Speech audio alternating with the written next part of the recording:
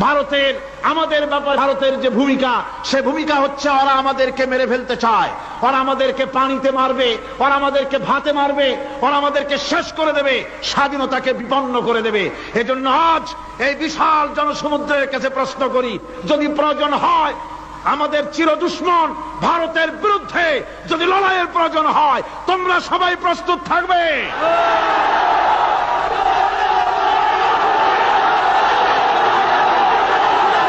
আমি আজ আপনাদের খেদমতে আরজ করতে চাই, পৃথিবীর নির্যাতিত মুসলমানদের পাশে আমরা আমাদের জীবন নিয়ে পাহারা দেব। আমাদের আর কিছু না থাকতে পারে, আমাদের ঈমানের মজবুতি আছে।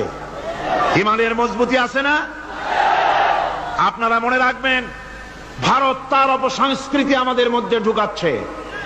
বাংলাদেশের মধ্যে মঙ্গল প্রদীপ দিয়ে অনুষ্ঠান শুরু হয়ে গিয়েছে, মঙ্গল প্রদীপ দিয়ে অনুষ্ঠান শুরু করা হচ্ছে। তারপরে নববর্ষ উদযাপনের জন্য হিন্দুয়ানি কায়দায় উদযাপন করা হচ্ছে। সাব গেমস শুরু করা হলো, কোরআনে কারীম তেলাওয়াত করা হলো না। সেখানে বর এবং বধূ বানানো হয়েছে, তাতে টোপর পরায়া হিন্দুয়ানি কায়দায় করানো হয়েছে। বাংলাদেশের কলেজ ইউনিভার্সিটির সামনে মূর্তি বসানো হতেছে। সুতরাং অপসংস্কৃতি দিয়ে ভারত বাংলাদেশের উপর তার আধিপত্য বিস্তার করতেছে। এ ব্যাপারে মুসলমানদের ঐক্য চাই। আমাদের ব্যাপারে ভারতের যে ভূমিকা, সে ভূমিকা হচ্ছে ওরা আমাদেরকে মেরে ফেলতে চায়, ওরা আমাদেরকে পানিতে মারবে, ওরা আমাদেরকে ভাতে মারবে, ওরা আমাদেরকে শেষ করে দেবে, স্বাধীনতাকে বিপন্ন করে দেবে। এজন্য আজ এই বিশাল জনসমুদ্রের কাছে প্রশ্ন করি, যদি প্রয়োজন হয় আমাদের চির দুশ্মন ভারতের বিরুদ্ধে যদি লড়াইয়ের প্রয়োজন হয়, তোমরা সবাই প্রস্তুত থাকবে?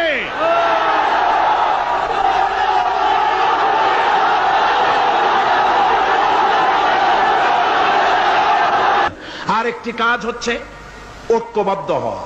কি হওয়া? ঐক্যবদ্ধ হতে হবে আমাদেরকে। ওলামা, মাশায়েখ, পীর বুজুর্গ যারা আছে সকলকে ঐক্যবদ্ধ হতে হবে।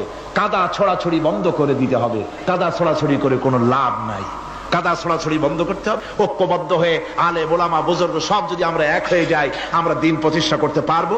বাংলাদেশে ওই যে আপনি দেখেন কিছু লোক চিল্লায়, মনে করেন ওদের পত্রিকা আছে অনেক, দেওয়ালের লেখা আর পত্রিকার লেখা দেখে মনে করবেন না যে ওরা অনেক। পুকুরের মধ্যে বিরাট পুকুর, খুব লাফায় পানি, মনে করেছে যে অনেক মাছ বুঝি, পরে জাল ফেলে দেখে যে শুধুমাত্র 3টে পুঁটি মাছ।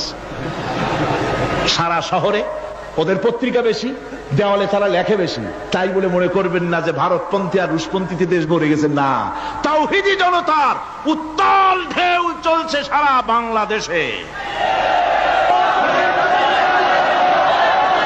আলহামদুলিল্লাহ, আল্লাহ রাব্বুল আলামিন আমাদের এসব কথা মেনে চলার তৌফিক দিন, জোরে বলেন আমিন।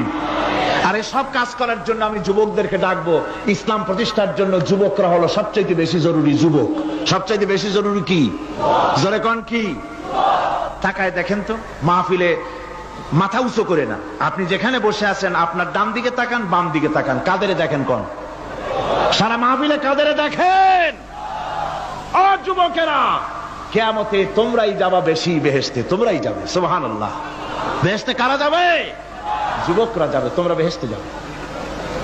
আমি আমার কলেজের ছাত্র, ইউনিভার্সিটির ছাত্র, সমস্ত ছাত্র যুবকদেরকে বলতে চাই, যুবকেরা শুনে নাও, তোমাদের নেতারা ঢাকা থেকে যখন তোমাদের কাছে আসে, যে পার্টি তুমি করো না কেন, তোমাকে টাকা দেয়, অস্ত্র দেয়, নারী দেয়, মদ দেয়, পরের মিটিং ভাঙতে বলে, মিছিল ভাঙতে বলে।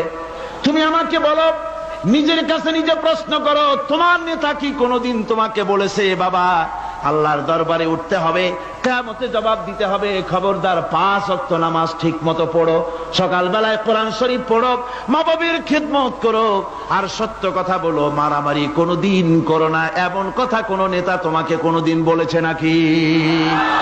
বলে নাই। তোমার নেতারা তোমাকে লাঠির মতো ব্যবহার করে।